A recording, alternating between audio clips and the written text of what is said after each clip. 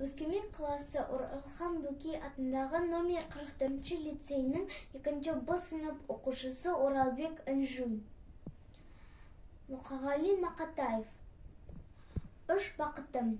Ең бірінші бақытым халқым менің, соған берем ойымның алтын кенін.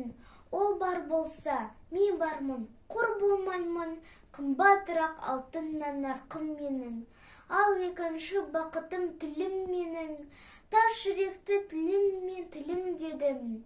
Кейде дүниеден түңілсем де, қасиетті тілімнен түңілмедім. Бақытым бар үшінші отан деген, Құдай деген кім десе отан дерем. Оты сөнген жалғанда жан барсың ба, ойланбай ақ келдағы от ал менен.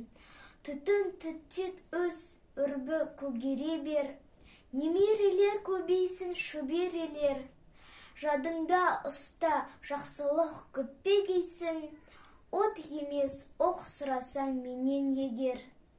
Үш бірдей бақытым бар алақанда, мені мұндай бақытты жаратар ма? Үш күн нұрын төгеді аспанымнан, Атырау Алтай арқа Алатауға.